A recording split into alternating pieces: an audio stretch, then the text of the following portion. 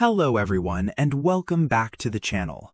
In our last episode, we took a grim look back at the evils of the 20th century, from the gulags to Auschwitz, where humanity witnessed just how terrifying power can be when it spirals out of control.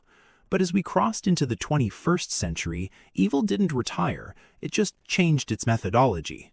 Today's strongmen act less like traditional conquerors and more like illegal chop-shop mechanics. They operate under a veneer of legality, quietly hijacking a nation that was moving forward, systematically shifting it into reverse, and then stomping on the gas. They accelerate societal regression until the engine blows and the whole thing falls apart. Today, we are launching a brand new proprietary reverse gear 6-speed evaluation system. We are going to stress test 6 of the world's top accelerators in chief across 6 critical dimensions of performance: the engagement of the power clutch, the depth of the surveillance throttle, the tightness of the economic handbrake, the gear selection of the diplomatic transmission, the reading on the engine blowout risk gauge, and finally, the efficiency of the brainwashing turbocharger. We will put them through their paces to finally reveal who deserves the championship title in the global Reversal Grand Prix. First to pull onto the track is Venezuela's Nicolas Maduro. This former bus driver, a man who never finished secondary school and cut his teeth as a union leader for the Caracas Metro, took the wheel of the Bolivarian Revolution, a heavy-duty truck he inherited from his mentor Hugo Chavez. However, lacking any coherent knowledge of statecraft, his handling of this vehicle has focused on a single desperate metric: keeping his grip on the wheel at any cost. His first major maneuver was to weld the power clutch permanently into the dictatorship position. Back in 2015, the opposition won a historic supermajority in the National Assembly. In a functioning democracy, this is called a transition. For Maduro, it was an existential threat. He didn't choose negotiation, he chose demolition. By 2017, he fabricated a constituent assembly stacked entirely with his cronies to bypass the elected parliament. This wasn't just politics, it was a structural coup d'etat that effectively buried Venezuelan democracy in a shallow grave. This blatant usurpation ignited the fury of the populace, sending millions of Venezuelans into the streets. Maduro's response was to stomp the surveillance throttle to the floor, flooding the engine with the raw fuel of terror. He didn't rely on sophisticated cyber systems, he went analog. He unleashed the 7 intelligence services torture chambers, deployed special forces accused by the UN of crimes against humanity, and mobilized the colectivos, armed motorcycle gangs acting as state-sponsored thugs. In the massive protests of 2014 and 2017, these forces fired on unarmed civilians, conducted arbitrary arrests, and systematically tortured detainees, leaving hundreds dead and thousands wounded. But maintaining this machine of repression is expensive. With global oil prices crashing and failed nationalization projects hollowing out the treasury, Maduro executed his most lethal maneuver. He yanked the economic handbrake with both hands. He sacrificed the entire national economy to feed his violence. He ordered the central bank to print money like it was confetti, buying the loyalty of generals and cronies with the poison of inflation. The result was textbook hyperinflation. The bolivar became worthless paper. People stopped counting money and started weighing it on scales. This politically driven economic suicide triggered the largest humanitarian crisis in the Western Hemisphere's modern history, forcing over 7 million Venezuelans to flee their homeland. Naturally, his coup and crimes against humanity severed his fuel lines to the West via sanctions. To keep the engine turning, he slammed the diplomatic transmission into a desperate gear, leaning east. He mortgaged the country's future oil production for decades to borrow billions from China, and intertwined himself with Russia, trading oil field stakes for UN Security Council vetoes and sanctions evasion channels, reducing Venezuela to a strategic pawn for Moscow and Beijing in the Caribbean. Yet in the face of total economic collapse, his brainwashing turbocharger sputters pitifully. Lacking the charisma of Chavez, Maduro resorts to looping old footage of his mentor and making absurd claims, like the time he insisted Chavez's soul visited him in the form of a little bird to give him advice. But when state TV blares victory against American imperialism while the shelves are empty and children scavenge through garbage for food, the spell breaks. Hunger, as it turns out, is the sharpest weapon against propaganda. So let's score Maduro's track performance. He seized power by gutting parliament, but his grip remains shaky, so the power clutch gets a 3. His repression is brutal but low-tech, relying on street violence, earning his surveillance throttle a 3. But in terms of economic destruction, zeroing out a wealthy nation in peacetime, he's a maestro, so the economic handbrake gets a perfect 5. Diplomatically, he survived by selling out to the East, but he's a pawn, not a player, so the diplomatic transmission gets a 3. The consequence is mass exodus and a paralyzed society, while he sits trapped, effectively a prisoner in his own palace with the U.S. bounty on his head. The engine blowout risk is a high 5. Finally, his cult of personality is a joke to the starving masses, so his brainwashing turbocharger scores a measly 2. Nicolas Maduro's total score, 21. Now, entering the arena is a driver who has taken the concept of reversing to the extreme, Syria's Bashar al-Assad. He pilots the Syria Scorched Earth Edition. His goal isn't just to drive backward, it's to disassemble the car while it's moving. This Western-educated ophthalmologist inherited the keys from his father, Hafez al-Assad, and once masqueraded as a gentle reformer. But when the Arab Spring reached southern Syria in 2011, he slammed the power clutch so hard he stripped the gears. Faced with calls for change, he didn't choose dialogue, he chose immediate maximum violence. His goal was never stability, it was the total eradication of dissent. The ensuing civil war became his only path to preserving his hereditary rule. He then converted the entire state apparatus into a mechanism for flooring the surveillance throttle. When traditional secret police tactics weren't enough to terrify the population, he ordered his air force to drop barrel bombs, oil drums packed with explosives and shrapnel, onto residential neighborhoods. In 2013, in the Ghouta district of Damascus, he ordered the release of sarin gas, suffocating over 1,400 civilians in their sleep, mostly children. Ancient cities like Aleppo and Homs were pulverized into dust. This governance by state terrorism snapped the economic handbrake completely. A country that once exported grain and had a stable industrial base saw its economy annihilated, its infrastructure erased, and its society regress to a barter system dependent on international handouts. This scorched earth war also permanently jammed his diplomatic transmission. Indicted for war crimes and crimes of humanity, he became a global pariah.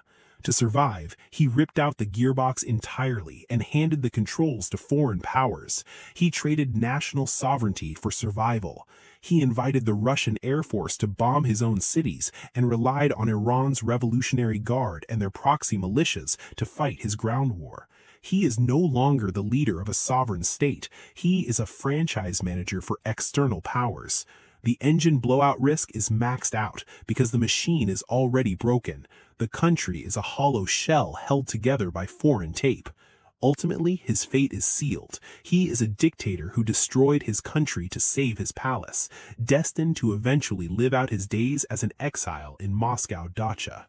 In our assessment, Assad gets a perfect 5 on the power clutch for the sheer ruthlessness of defending his inheritance with blood. His use of war crimes as a control method earns a 5 on the surveillance throttle. He personally destroyed the economy, earning a devastating 5 on the economic handbrake. He handed sovereignty to foreigners, giving his diplomatic transmission a 5. With the state collapsed and reliant on external life support, the engine blowout risk is an undisputed 5. However, amidst the rubble, he rules by fear, not ideological conviction, so the brainwashing turbocharger only gets a 3. Bashar al-Assad's total score, 27. Next up is Iran's supreme leader, Ali Khamenei. He has been behind the wheel for over 30 years, a master of the slow, low-gear reverse. He is methodically locking an ancient civilization behind the Iron Curtain of theocracy. His power clutch is a seamless fusion of the holy and the military. As supreme leader, he commands the Islamic Revolutionary Guard Corps, a force loyal only to him, ensuring his divine authority remains unchallenged. This requires the surveillance throttle to be fully depressed. When the Woman Life Freedom movement erupted in 2022, following the death of Mahsa Amini, the cleric's response was to kill the internet and deploy the IRGC with live ammunition and birdshot against unarmed protesters. Within months, hundreds were dead, thousands arrested, and young men were publicly hanged after sham trials. Khamenei uses absolute terror to extinguish the sparks of freedom. This internal pressure necessitates that his diplomatic transmission remains locked in the anti-American gear. For him, exporting revolution and challenging the great Satan is a survival strategy to distract from domestic failure. He built a vast proxy network, Hezbollah in Lebanon, Hamas in Gaza, the Houthis in Yemen, exporting chaos across the region. This diplomatic gamble, especially the nuclear program pursued despite crippling sanctions, means he must yank the economic handbrake tight, strangling the economy and destroying the currency to fund his ideological wars. Fueling this machine is a fundamentalist Shia theology running in state media and education. He monopolizes state media and education to drill two things into the public consciousness. America is the root of all evil, and the supreme leader demands absolute obedience. But this engine is overheating. As young Iranians use VPNs to access the modern world, the friction is causing sparks. The engine blowout risk is flashing red. Just recently, starting around December 28, 2025, massive anti-government protests flared up again in Tehran and other cities, persisting for weeks. Despite internet blackouts and brutality, the lid is rattling. The people have seen the reality of a future without him. Scoring Khamenei. The fusion of mosque and military earns a 4 on the power clutch. His police state control gets a 4 on the surveillance throttle. His commitment to ideology over prosperity grants a 4 on the economic handbrake. His dedication to exporting chaos gives the diplomatic transmission a 4. With the regime facing existential internal threats, the engine blowout risk is a solid 4. And his mature, suffocating ideological apparatus earns a 4 on the brainwashing turbocharger.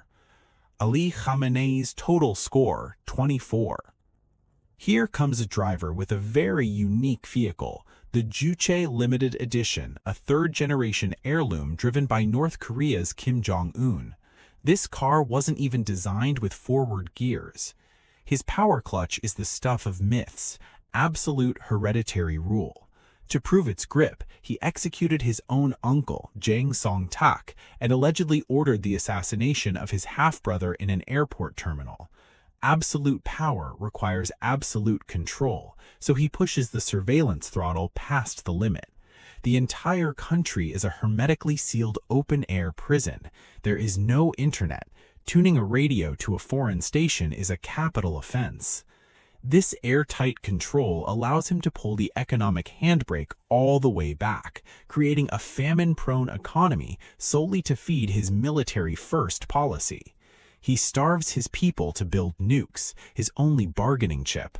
This suicidal economic model forces him to constantly grind the gears of his diplomatic transmission. He has no allies, only transactional customers. The war in Ukraine provided a rare opening. Rumors suggest he struck a deal to send 100,000 North Korean soldiers to the Donbass front in exchange for Russian oil and grain. But the deal was a humiliation. When Russian generals realized the troops were poorly trained and ill-equipped for modern warfare, Putin reportedly paid only 20 cents on the dollar. Despite the diplomatic embarrassment, the rusty machine is eerily stable. The control is so absolute that organized resistance is impossible, keeping the engine blowout risks surprisingly manageable. Holding it all together is the brainwashing turbocharger, installed by his grandfather and upgraded by him. The deification of the Kim family is hardwired into every citizen's brain from birth. R score. His absolute birthright power gives the power clutch a perfect 5. The information black hole earns the surveillance throttle a perfect 5. Sacrificing the population for missiles gives the economic handbrake a 4. His high-risk nuclear blackmail and mercenary diplomacy earn a 4 on the diplomatic transmission. The system is rigid but stable, so engine blowout risk is a 3. And the cult of personality is the gold standard, giving the brainwashing turbocharger a perfect 5. Kim Jong-un's total score 26. Now a very aggressive driver enters the track, Russia's Vladimir Putin. With a law degree and a KGB pedigree, he was once seen as the mechanic who could fix the post-Soviet wreck. Instead, he turned his skills into weapons. His manipulation of the power clutch is cold and calculated. He realized that absolute power is the prerequisite for imperial aggression. He systematically dismantled political rivals, jailing oligarchs like Khodorkovsky to seize the economy, assassinating Nemtsov and poisoning Navalny before sending him to die in the Gulag. After silencing the noise, he rewrote the Constitution in 2020 to pave the way for ruling for life. With power secured, he stomped on the surveillance throttle, bringing back the Soviet chill. He signed laws where discrediting the army gets you 15 years in prison. Protests are met with riot police and mass arrests. This ensured that when he pulled the economic handbrake, concentrating the nation's wealth into his inner circle, no one could complain. He stifled innovation to build a war chest. Then he began shifting the diplomatic transmission. He started in low gear with Chechnya, shifted up to Georgia in 2008, then to Crimea in 2014. Finally, on February 24, 2022, he threw it into the highest, maddest gear, a full-scale invasion of Ukraine, severing ties with the civilized world. To justify this, he spooled up the brainwashing turbocharger, feeding the public a diet of imperial nostalgia and framing a war of aggression as a fight against Nazis. But the engine is overheating. The war has cost nearly 1 million casualties, and the Wagner mutiny of 2023 caused the engine blowout light to flash violently. The score: Putin's elimination of rivals and constitutional manipulation earns a 5 on the power clutch. His legal repression earns a 4 on the surveillance throttle. Converting the economy into a personal war chest earns a 3 on the economic handbrake. Shifting from regional bully to global pariah gives the diplomatic transmission a perfect 5. The gamble of war and the cracks shown by mutiny gives a 4 on the engine blowout risk, and his control of the narrative earns a 4 on the brainwashing turbocharger. Putin's total score, 25. Now a very aggressive driver enters the track, China's Xi Jinping. He is an incredibly confident driver behind the wheel of a luxury Red Dragon Special Edition. He's different from the others. He didn't inherit a wreck. He inherited a high-performance vehicle and decided to drive it off a cliff. He has systematically dismantled 40 years of reform and opening up and collective leadership. It started with his masterclass handling of the power clutch. Through a ferocious anti-corruption campaign, he purged all rivals. Then he amended the Constitution to abolish presidential term limits, centering all power on himself, the most absolute concentration of authority since Mao. Next, he floored the surveillance throttle, merging high-tech with totalitarianism. He built Skynet, a digital panopticon, and the social credit system, creating a digital leviathan that Orwell couldn't have engaged in his nightmares. This total control allowed him to reshape the economy at will. He pulled the economic handbrake not out of necessity, but out of ideology. He crushed booming sectors like tech, private education, and real estate because they threatened his control. The 3-year zero-COVID insanity demonstrated his willingness to sacrifice the economy for political performance art. With the domestic sphere pacified, he aggressively shifted the diplomatic transmission. He abandoned the hide your strength, bide your time wisdom of the Deng era and shifted directly into wolf warrior mode, setting a collision course with the West. This places immense stress on the engine. By making himself the sole decision-maker, he has maximized the engine blowout risk. There is no succession plan, only a fragility that grows with his power. Legitimizing this is a low-efficiency brainwashing turbocharger. He mimics Mao, packaging his own thoughts as state ideology. It doesn't convince people, but it forces them to perform loyalty. It's a theater of compliance fueled by nationalism and information control. The score: his absolute seizure of power earns a 5 on the power clutch. His digital totalitarianism earns a perfect 5 on the surveillance throttle. Crushing a thriving economy with ideology earns a 5 on the economic handbrake. Reversing 40 years of foreign policy earns a 5 on the diplomatic transmission. The centralization of risk gives him a 4 on the engine blowout risk, and his ideology, while pervasive, captures behavior rather than hearts, earning a 4 on the brainwashing turbocharger. Xi Jinping's total score, 28. And now, the moment you've been waiting for, the final ranking of the 21st century's Reverse Gear Grand Prix. In 6th place, Nicolas Maduro, 21 points. A clumsy driver who destroyed his economy but lacks the finesse to truly compete with the big boys. In 5th place, Khamenei, 24 points. An endurance racer. Lacking explosive acceleration, he has spent 30 years steadily driving his nation toward the abyss. In 4th place, Vladimir Putin, 25 points. He shocked the world with an imperial drift, but the centrifugal force is threatening to tear his car apart. In 3rd place, Jong-un, 26 points. He mastered driving a wreck and strapped a nuclear engine to it, a top-tier mod shop mechanic. In 2nd place, Bashar al-Assad, 27 points. A man whose goal wasn't to drive backward, but to blow up the car and rule over the scrap metal. And the champion, the 21st century's ultimate accelerator-in-chief, Xi Jinping, 28 points. His victory isn't due to being bloodier than Assad or more closed off than Kim. He wins because the other contestants started with beat-up junkers or second-hand sedans. Xi Jinping was handed the keys to a world-class supercar, an economic engine that had just stunned the global racing circuit. In just over a decade, he stripped that reform and opening engine for parts, spun the steering wheel 180 degrees, and slammed on the gas, racing full speed back toward a fantasy of the glory days. His victory reveals a brutal truth. An engine running on absolute loyalty instead of economic reality will eventually take even the most magnificent machine and drive it straight into a wall. That's it for today's race coverage. Thank you to all our reverse gear drivers for the show. Let us know in the comments who you think drove the worst. See you next time.